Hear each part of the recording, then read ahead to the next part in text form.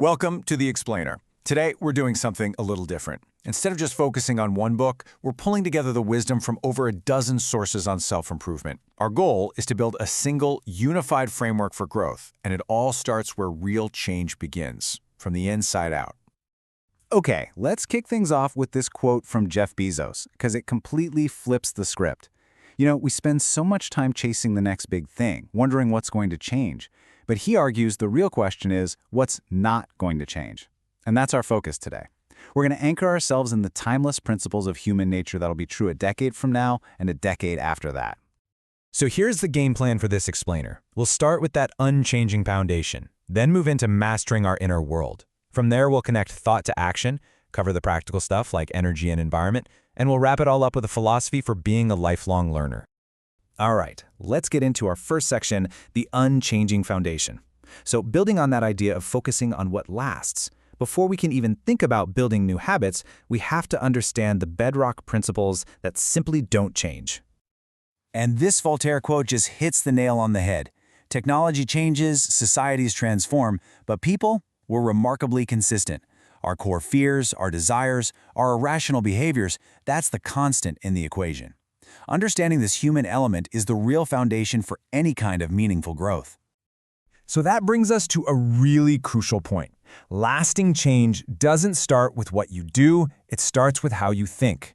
You have to build your internal architecture first, because absolutely everything else is built on top of that. And here is the first and maybe most important distinction we need to make. This comes from the work of Adam Grant. Think of it this way. Personality is your default setting. It's your natural tendency. But character is something you build. It's forged, not found. It's the set of principles you actively choose to live by. So, what does building that character look like in practice? Well, these are some of the core mindset shifts we've found across all these books. It's about that balance of being realistic in your planning, but wildly ambitious in your dreaming. It's about seeing a roadblock and thinking opportunity, not disaster. And maybe the biggest one, it's about running your own race and letting go of what everyone else is doing. Let's just pause on this for a second. When that fear of criticism pops up, really ask yourself, whose voice is in your head? Whose opinion are you actually scared of? Because once you can name it, you can start to disarm. And David Goggins gives us the ultimate reframe for this. Think about it. People who are genuinely secure and happy don't go around tearing other people down. So if you're getting hit with harsh criticism, it almost always says more about their own insecurity than it does about you. A strong mindset doesn't get rattled by insecure opinions.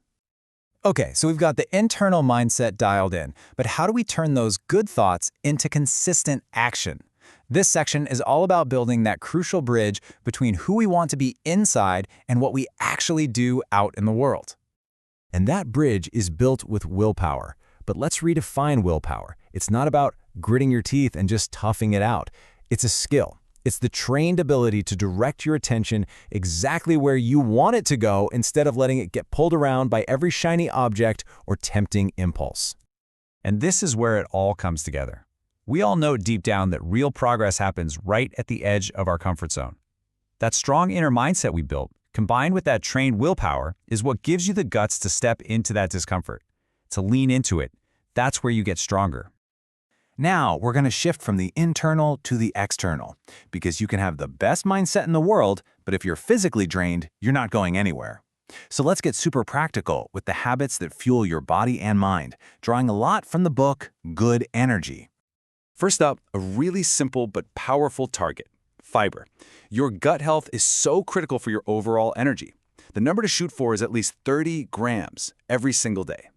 Number 2, your gut loves variety. So here's a fun challenge. Try to eat 30 different types of plants every week. And remember, that includes everything: fruits, veggies, nuts, seeds, herbs, and spices. It's a great way to explore new foods. And third, this is a big one. You gotta watch out for added sugar. The goal is to keep it under 10 grams a day. And just to be crystal clear, we're not talking about the sugar that's naturally in a piece of fruit.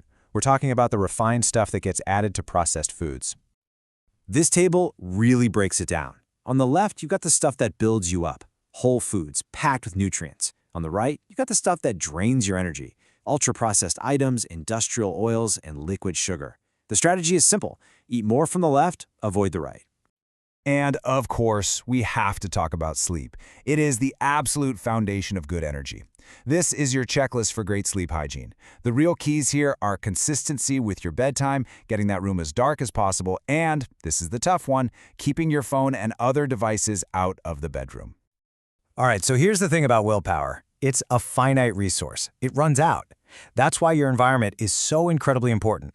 This section is all about designing your world so that the good choices are the easy choices. No discipline required. And these are some simple but really high-impact upgrades you can make. Getting sunlight first thing in the morning to set your body's clock. Using night mode on your screens after sunset. Filtering your water. These little things add up to reduce the hidden stressors that are constantly draining your battery. Finally, let's tie this all together. Because this isn't about a 30-day challenge or a project with an end date. This is about adopting a philosophy that makes growth a continuous, lifelong journey. I absolutely love this proverb. We all know that expert, right? The person who thinks they know everything and is closed off to new ideas. The secret to lifelong growth is to fight that. It's to actively cultivate a beginner's mind, to stay curious, to stay open, and to always see the world as full of possibilities. And we'll end on this thought. The entire journey we've just mapped out, from mastering your inner world to shaping your outer world, it all begins with one small step. So after going through this whole framework, the only question left is, what will your first step be?